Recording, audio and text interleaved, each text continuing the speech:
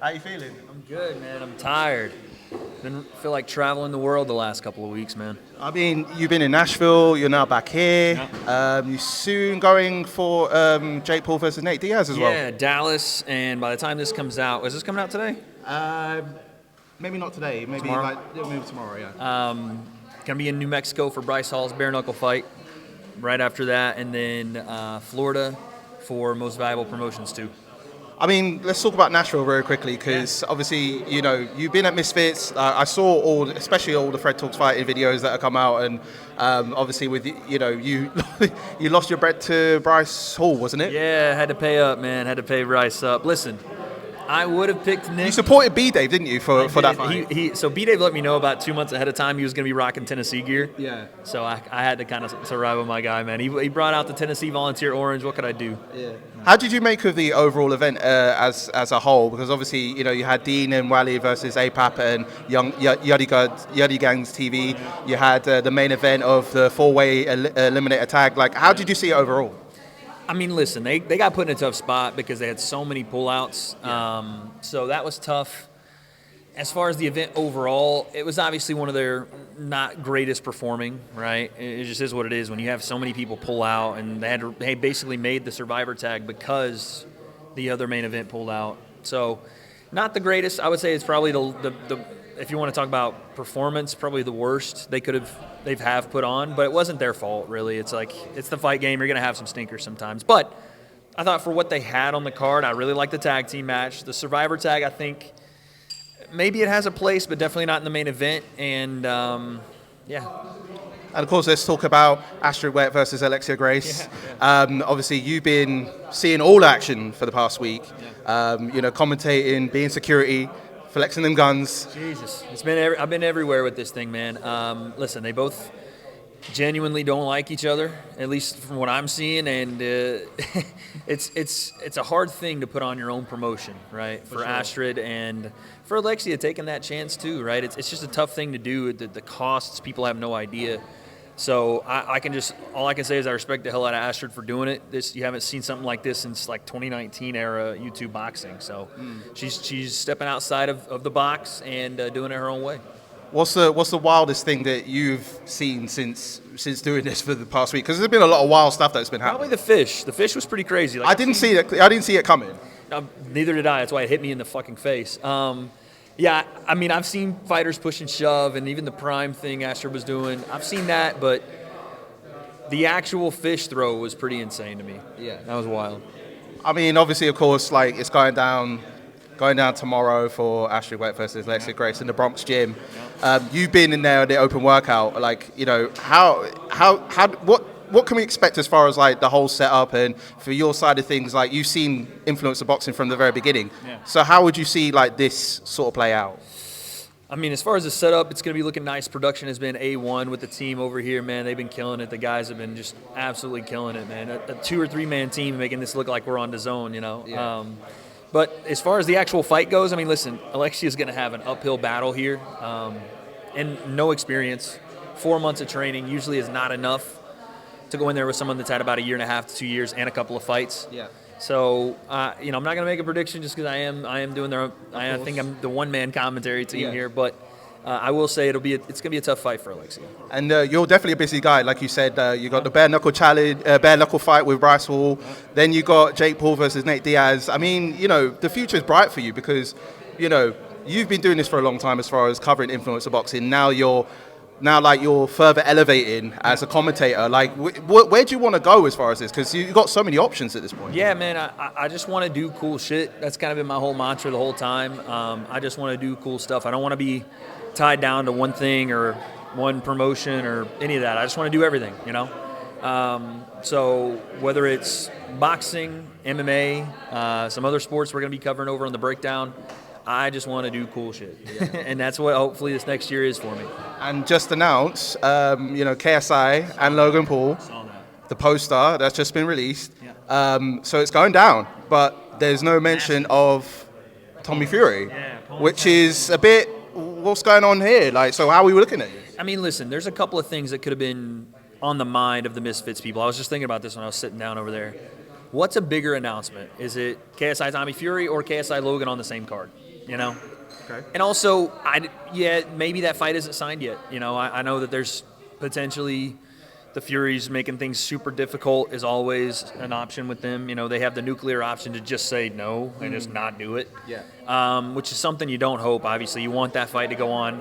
I mean, this is going to be the biggest influencer card potentially ever. You know, outside of a Jake and KSI fight, this is as big as it gets. Do you think that it's ever going to happen with Jake Paul and KSI? A lot of dominoes got to fall into place. If KSI beats Tommy, I would say no. Yeah. If Jake loses to Nate, yes. If he beats Nate, still possibly yes.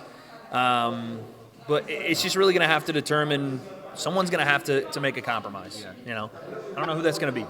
And just finally, just some fun stuff. We were talking off camera about battle rappers, and you say that you're a fan of Drake as well. Yeah, so talk to me, like, you know, with Drake, like, you know, what got you in touch with Drake as far as an artist? I mean, listen, I've been listening to Drake since like 2008, 2007. So he was like, you know, the songs I grew up with on the radio, but also, you know, he had some bangers that weren't on the radio. You know, he came up with some of the different like mixtapes, and then all of a sudden it was, oh man, I can't remember. There was one right before Take Care that I listened to, and people are gonna flame me for not knowing, but it was Take Care, and then, you know, the albums came out, and it was just, he had that, my generation, that 30 to I guess 35-year-old generation by the throat. I'm in that generation. You know what I'm saying? He had us, man. It was a kind of our deal, but yeah, Drake. People act like he ain't got bars, like he don't have lyrics because he had a ghostwriter at a time or whatever, like everyone in hip hop does. Did they go down on Drake because obviously of the amount of commercialism that he's had over the years, and you know, obviously they think of him as like, oh, he's fallen off as a rapper kind of vibes. Is that, you know what I mean? Sometimes he reminds him, man. Drake is definitely a radio jam, and he's gonna be one of, like, he'll go down as one of the greatest artists ever. Yeah. And right now, statistically, I think he is maybe the greatest artist ever, as far as like downloads, whatever, plays on Spotify, but. Yeah, man, every artist has that phase where they go corporate. They go, you know, radio instead of having it's always, I want the old, right? I want the old Kanye. I want the old Drake. Yeah, he still has some of that, but it's hard, man. This is what I say to everybody. When your life changes and you're rapping about your life the whole time, you can't rap about being broke anymore. He's not broke. True. You know, Jay-Z started rapping about paintings and shit, you know? You know what I'm saying? And obviously when you have more money, like, how can you go back to talking about being poor unless you can reflect on it? It's hard. Yeah, you can reflect on it, but you can't, that lived experience changes, you know?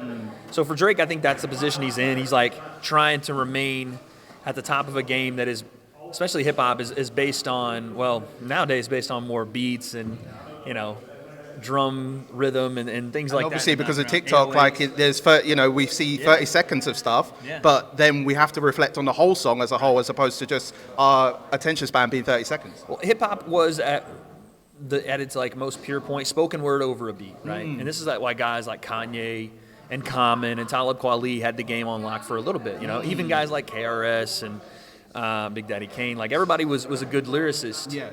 I think that's missing in the game, and Drake sometimes even is very basic with his stuff, but there's times where he pulls that pin out and all of a sudden it's like, oh, game strong. That's the old Drake, you know, and same with J. Cole and guys like that. But yeah, man, I'm a massive Drake stan, and I'm going to continue to be one. What did you think of the Central C Drake collaboration? Because you said some bits yesterday to me, and I was like, yes. It was hilarious. Listen, Drake is the biggest culture vulture there ever was, as far as like being able to morph into whatever culture he is. I don't even mean that as a bad thing, by the way. People are like, oh, you can be an amalgamation of lots of things. He can do it. He can do like the UK bruv rap, the drill. You know, he can do drill. Yeah.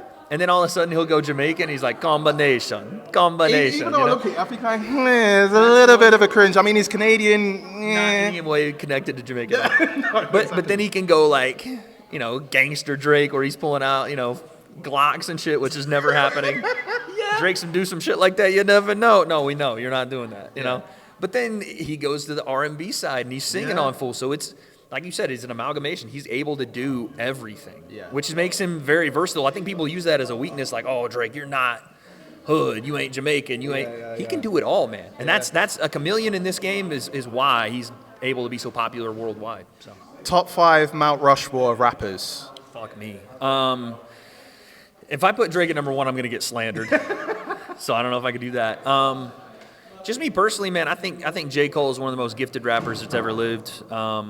Just because there's an art to making things that are very difficult to understand sound simple. and not a lot of people can do that. Like, and even Eminem, bar heavy. He could go straight bars the entire song, and you'll know that, holy shit, I just heard something. But it doesn't hit the same as like J. Cole and Neighbors. The Neighbors think I'm selling dope. Yeah. Well, motherfucker, I am, you know. And he's like, he's talking that real stuff that he used to live in, or, you know, Three Wishes, or just the entire Truly Yours mixtape. Like, the man went platinum with no features, which is one of the craziest things to ever like do in today's time frame. So J. Cole's got to be there, no particular order.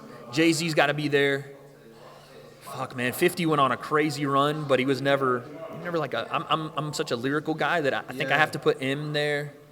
I got two more. Kanye was always slept on as a lyricist.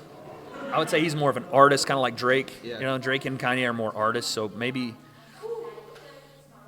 take Kanye out and put Lupe Fiasco in. Oh, that's a good one. I like That's Lupe, man. Yeah. And then my last one, just strictly a rapper. I don't know, man. Maybe Lil Wayne. Yeah, Lil Wayne. That's a tough one. Because No Ceilings, all the No Ceilings, Lil Wayne was just going crazy on. And he was a guy that was big on his freestyles, too. So, give me Wheezy. And finally, like, because I heard yesterday, you know, you put out some harmonies. You got a few harmonies in there. Yeah, I can like, sing a little bit. besides commentating, could we see like like some songs maybe from Wayne? Somebody reached out to me on Twitter and was like wanting me to hop on one of their songs. I actually got to message him back. I'm just so busy right now. But I would like to, man. I would like to do a little fire in the booth, a little freestyle thing. My guy Christian, I don't know if you know him. Yeah. He's actually a rapper. Like Okay. he can straight So up. he's got bars. Got bars. He can sing. He's a musician. So he's been bugging me about maybe hopping on one of his. So we'll see. Collaboration. Combination.